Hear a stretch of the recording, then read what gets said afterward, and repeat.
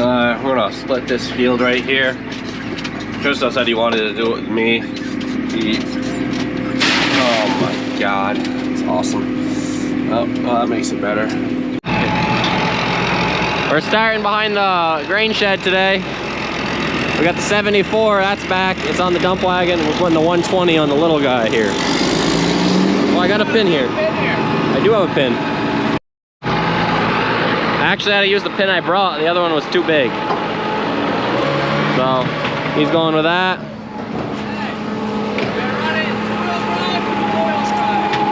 Run it whatever it pulls it in. Front tires are like racing slicks on that. But this field, she's a little wet for trucks. So, actually, Philip is getting chopped into right now. This section will be fine up until the top entrance. And then the backfield is definitely too wet. And then the whole top side, Christoph said he was already spinning the other day. But the more we can chop in the trucks, the better. And it's really close to the bunk. I mean, we don't have a field closer. So it'll be nice. There's a little section we didn't put corn in. It was just so that we had somewhere to put equipment. Which is not a big deal. To at least give some space to park stuff. I brought the 84 up here. There's a load of topsoil right there on the entrance up here. Honestly, I don't know why it's there, but it was in the way. Achoo! What? Anyways, I just got that pushed out of the way. And then I think we're gonna put this on the dump wagon. Cause that little 120 there, she's struggling.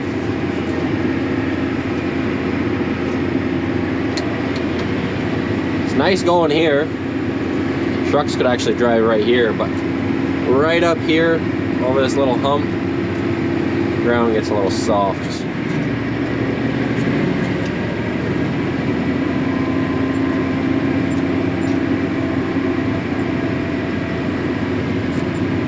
Yeah, you can see it right here.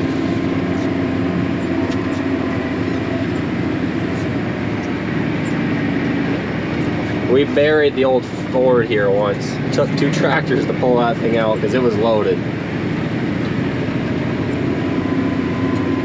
Christoph right over there.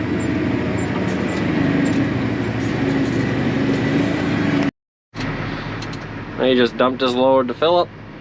And we're gonna switch these. Put that right next to me, I appreciate it. These 2 tractors. Because that little hour, Kyle? If that little MX is...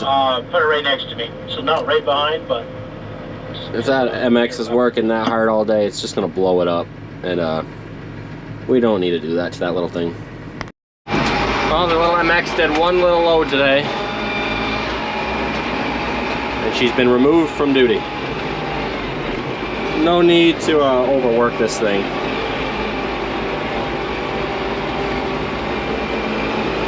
That thing is the kitty's meow right there. I like that dump wagon. It's nice having that tractor back too.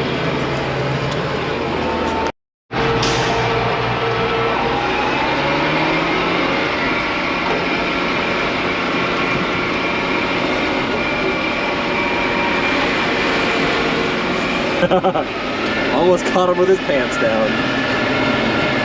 I'll chop down with you after. Okay. Alrighty. So we're getting here. Stan's actually just gonna pack. Turn around up there. Yeah, you can turn around. I should buy the So Stan's just gonna pack with the MX 120 because we need to be able to pull the dump wagon in. Christoph, did you get any corn in the dump wagon while you're chopping here? We would have been better off actually having the 120 on the single axle because that sucker's floating really good. But we just put the 74 on it. Put this in low. And then we figured we were gonna have to put a different tractor on anyways, but we tried this MX. Because it's nicer to have the 84 on the bunk packing because it's heavier, but we'll stick it on the bunk how it is, and it's still better than having nothing, because that's all we used to pack with back in the day, so it'll still work today. We covered another 20 feet this morning, so it's coming right along. We got a cluster going on right now. I just dumped, Marcus is dumping, Christoph and Matt are chopping. pull in right behind them, head back up. This field is gonna be quite wet. I do got a towel here. I'm gonna just try to wipe some of the dust off. It's mostly just really dust on the outside of these windows. Matt's here risking it. We're spinning a little bit right there, but this is the only spot. I don't think, next time I think the truck will get stuck on the next load around, but I had to tighten up some of the studs. When Alex brought me lunch, she saw that they were loose. There's actually still one loose. It's spinning on the stud itself, and so, but most of them are good now, so keep going. Also, give it. We're gonna split this field right here. Christoph said he wanted to do it with me. Oh my god, it's awesome. Oh, that makes it better. Alright, so. Dad, where are you going to end up? The other end. On Mars, Marcos, on Mars. Oh, we're going to Mars, I guess. No, but what I was saying is he wanted to use this dump wagon because he had a hard time shooting into the other one because the front plate is higher. Christoph should put a little bit extra weight on his rear tires. You can see those things start spinning.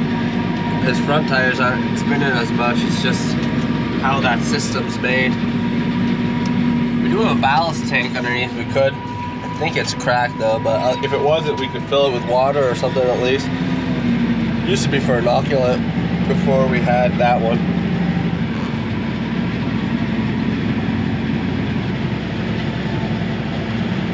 Yeah, you can see him spinning there. We came out of that. Got one more little dip here. I'm trying to stay up a little bit higher, not that I slide down into him. Still haven't got this window cleaned yet, so.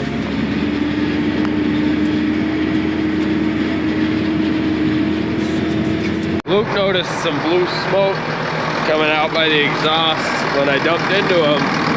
Looks like there's some corn that got in there. So we're gonna pressure wash that out and go back to it.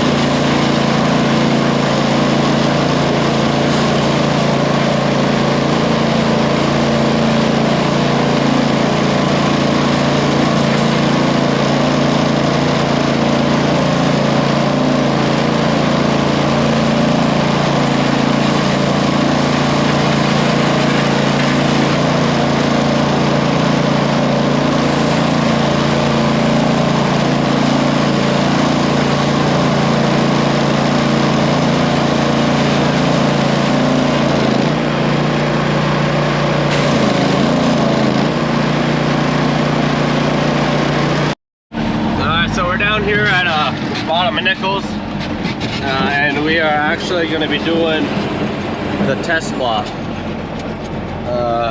Andreas is here. He's probably going to be doing most of the recording. We are going through, and we have 2 rows on this side that we are just going to get rid of. It's this was Pioneer corn. So we're gonna chop these 2 rows down, and then on the end we're gonna square it all off so that they're all the same length. Looks like John's here. Well, it's September 28th, and we're back here with John Bordeaux. Thank you for having us back. We're actually chopping the test plot today. And we did everything else in the field except for this section. We left a section of Pioneer and then all the 18 varieties of the Seedway. And he's got scales that will be set up at the home farm. We'll get a video of that too. Yes, every load is going to get weighed. It's just going to be 6 rows down and they're going to get weighed. and then you'll probably take a sample of each load. Yep. We'll be sampling every variety and sending that into the lab for analysis. So we'll have the weight, lab sample. So we'll be getting all that. I mean, the ear, I didn't like walk through it at all. I went to do it with John earlier, but he was busy. And I didn't want to just come over here and yap a book because I didn't really know what to say.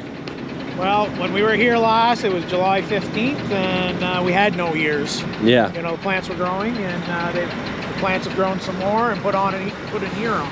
I know at the Seedway we've been looking at, hell of ears. They are big. We just picked one yesterday.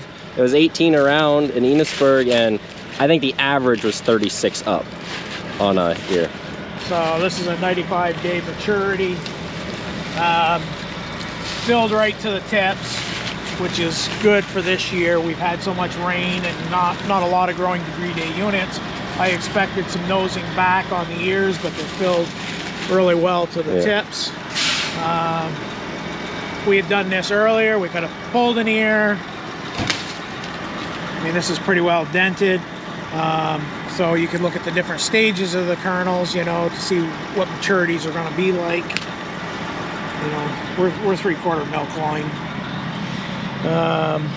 So it's ready, you know, and it may vary from the longer maturity down to shorter. So we have 107 on that end, and then 92 on this end. So we've had some weed growth here, but that doesn't affect this. I gotta say, the spray job this year was great.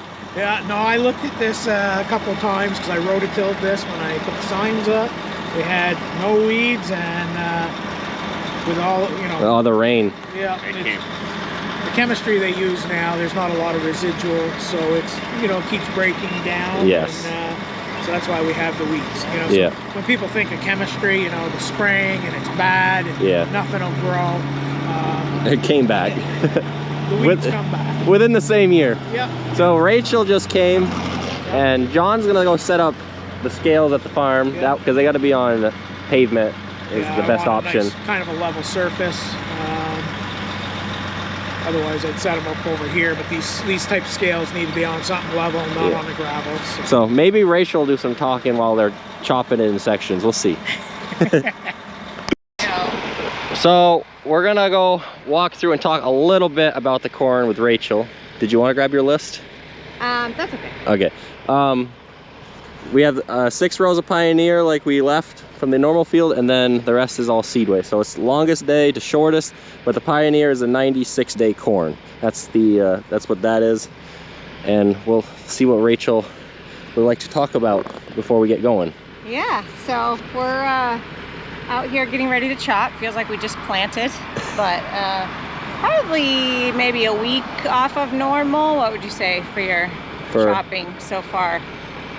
Yeah, about a week later. Yeah. The rain is just having to dry down, but it'll be beautiful weather now, so can't complain. Yeah. One thing that's nice about these is, so this summer, we've had a very, very wet year, as they probably told you. Last year was actually pretty dry, so we'll be able to take all of our data off of this and compare it to last year and see if something works well in a dry year and in a wet year, or just in one or the other. You never know what we're gonna get in Vermont, so you kind of need it to work both ways. The plot goes from 107 to 93, so we'll have some range of dryness of each. We'll take samples of everything and adjust them. But you kind of have to take that into consideration a little bit, that everything's not going to be chopped perfectly because of the range of maturity. But yeah, there's almost a 15-day spread from the longest day to the shortest. So moisture is not going to be perfect with all, but you can always still get a good look. Yeah.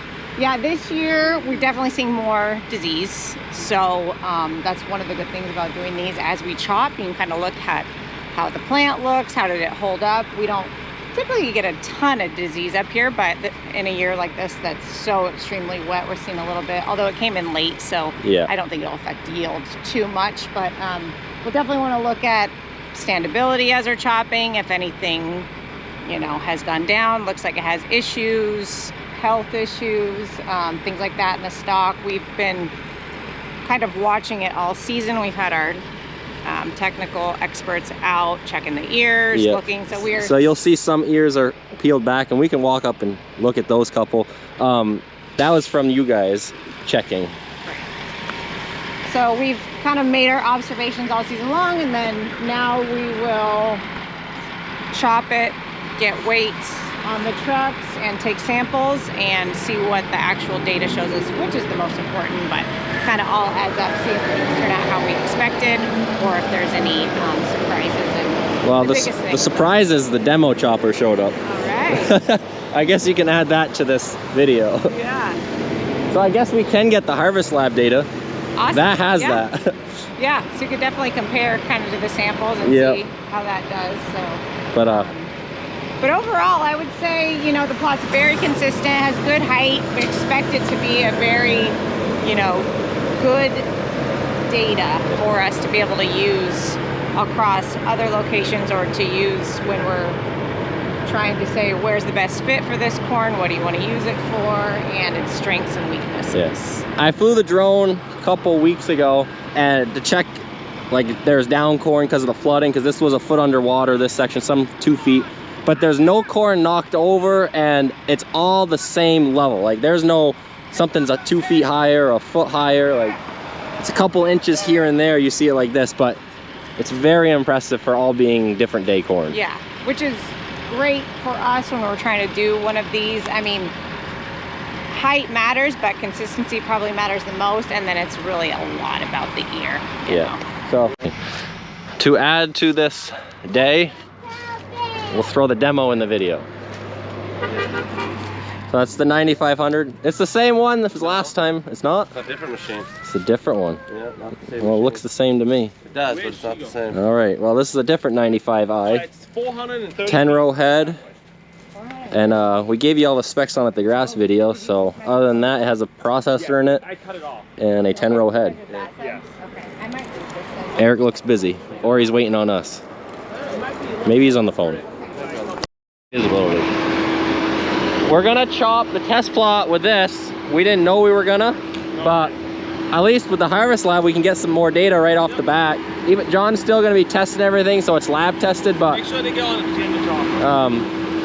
Hey, you guys gotta move the trucks. yep, we'll get some video over here after.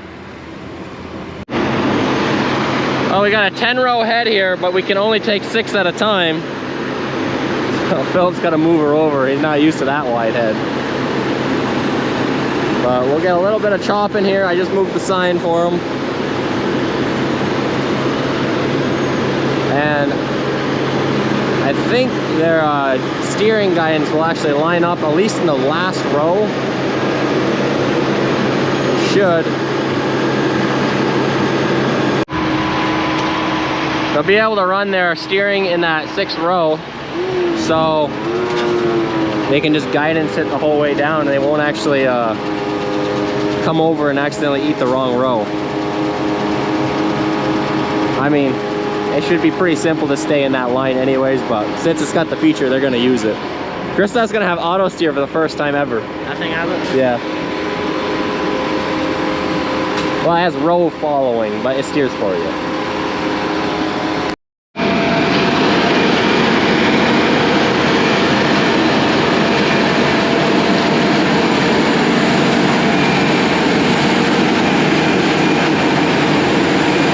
I think that's Eric chopping right now.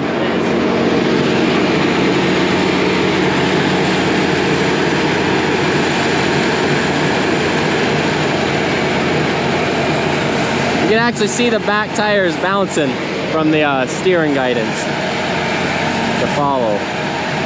It's probably struggling because Christoph didn't plant very straight.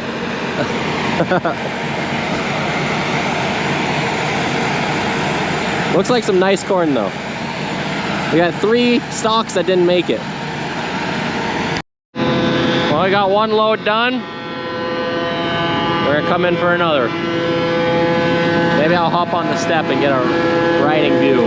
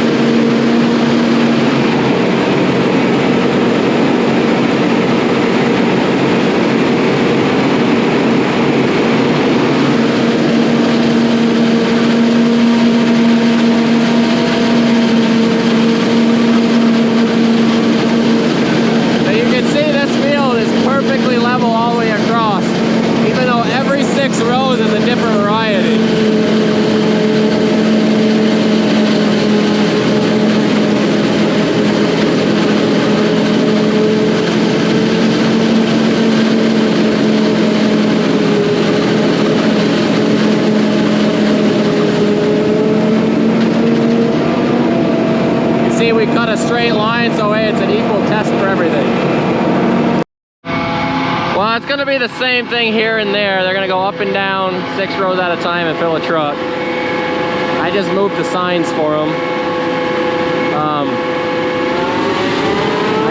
I'll do a separate video hopefully with just the demo. This is kind of getting thrown into the test plot video. But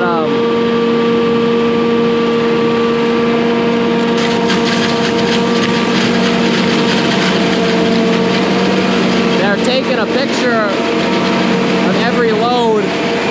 Since it has the harvest lab, it's just by coincidence it came up. Since it has that, where he's taking pictures of all this, every load, so that way we instantly have all the data.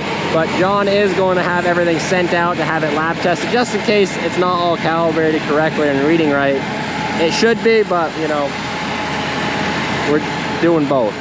And then that way we have it all right away, so we can tell today what's different. But I think talking about the results will definitely not make it in this video, just because we won't have those for a while. But I'm right now just moving signs as we go, and then I'll probably leave and head back to the farm because it's all just going to be strip section, and it's nothing really crazy to show you. I showed you a top view. Everything looks perfectly level across, which is very good. It's not crazy tall on the short day stuff. I think it is slowly taller as we go to the longer day corn, but not a crazy amount. It just looks pretty level because it's just a gradual increase, I think, so you can't really tell as much. But for the most part, it looks like really nice corn and good size ears. Even if I walk in there and grab random ones, they all stay pretty consistent. I mean, your outside ones, they get more sunlight, so they're going to be bigger, so you got to walk in there and actually grab one, but still nice size ears. I'm headed back towards John. They're gonna hammer this out real quick. Should go pretty dang quick. See, we have our chopper here because we weren't expecting to be doing this. Freddy's coming to get another load. I'm here with John at the farm. We got it parked right here. Right in the road. Right in the road. He's got a little safety cone so no one has to hit it. And I'll let him say what this is all doing. So this is a set of what they call wind scales, wheels in motion, so WIM scales. Trucks don't have to stop, they just roll right across it, preferably at a slow speed. It's wireless to the laptop. I might have to get on this side with it. There we go. So it gives a scale ID and gives us a total gross weight here. I've already weighed the trucks empty. Every time a truck comes in and weighs, you hit finish and it'll set it up for the next truck. And then it's taking every axle weight and then calculating. Yes. So it measures the first axle to the second axle, you know, what it is. And then this, like right here, gives a reading. Left axle, you know, front. Right axle, front. You know, it gives what the weights are. Yep. And maybe I got those in reverse, but... Do you have to change it for the trailer? Nope. Trailer rolls across and it will... add the axles? Yep. Yeah, because when I first got the scales, I drove my pickup one axle across, and it told me it was a motorcycle because it was just a single, you know. So then I ran 4 across, said it was a passenger vehicle. Then I drove across and backed up, you know. So then it was considering it a larger truck. So it counts the axles, okay, and it shows the weight for each side, each wheel. Okay.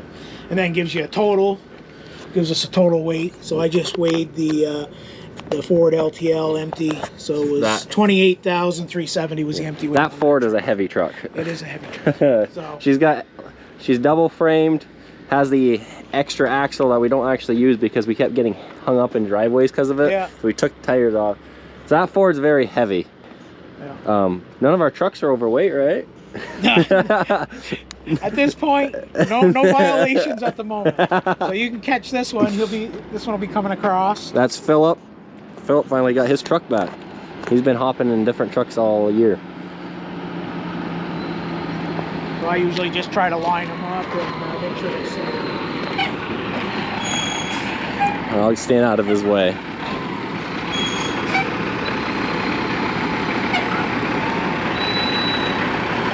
So just a slow roll. If they're good at hand signals, that helps. they're good at hand signals, that helps.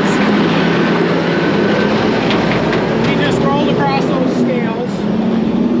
So we got a total of 36,050 pounds. So That's his gross. that's his gross weight, and then he'll come back and do empty, or is he No, good? he's already. I already got one empty weight, Okay. and I'll go through and do all the math on him after. That little bit of diesel fuel ain't gonna change nothing. So let's see. I can tell you just for right now.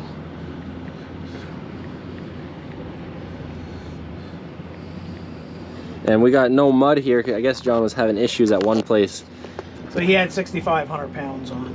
Yep. So it's only 440 feet worth they're chopping, I think, unless that's not. Yeah, and I didn't write that down yet. I think Rachel has that number. She was walking it.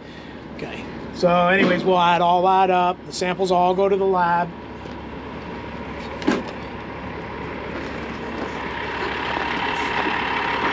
Yeah, make sure you press finish. Now you're good. Yeah, if I don't push finish, it adds the weight to the previous one.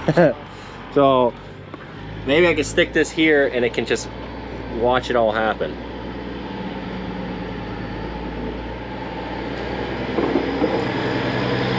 So if you watch how it changes over there on that side as well. And it'll finish tallying it up.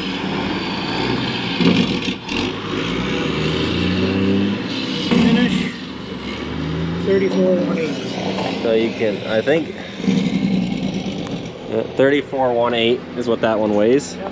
That black one's a little lighter. Either it's because of the corn or it's because of the truck. But he's getting. That's why we get the empty weights on the trucks, and then we take the loaded weight. So we're going in a perfect order for John. That way he doesn't have to be guessing which side of the field they started on. It's a little. They're just going up and driving back empty with the chopper, but it's as everybody knows, there's a labor shortage. If we would have had one more person, they could have been given a ticket at the field. We could have chopped in circles. You could have chopped in circles, and then that way we keep everything straight here. So we have a list of what was planted in the plot, and by working from one side to the other, we can keep it in order. Yeah. So these are all of them.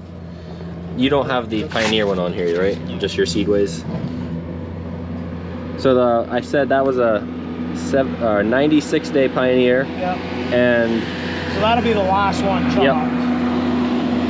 And that one definitely looks the most dead. Just looking at the leaves. Just gotta set it tonight. You're all good?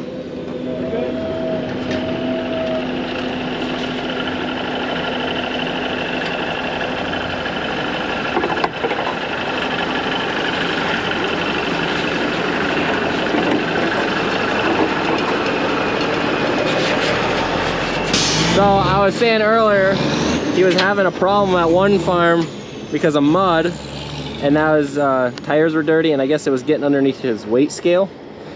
Yeah, so the top plate of that weight, the scales, it moves. It's got a little bit of a tolerance in there, and the mud was starting to build up, which I could see it on my, so this screen here,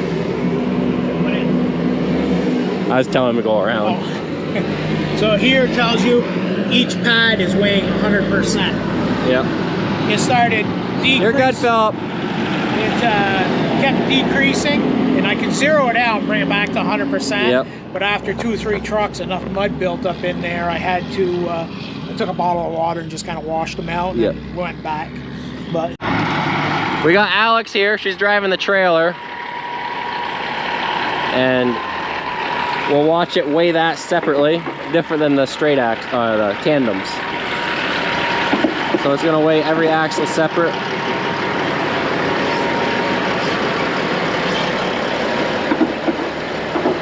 so you see how it automatically knew it was a tractor trailer. So she added the extra axle. If we put the third one down, it would have counted. It would have counted another axle. Yeah. I think she can keep. You're good.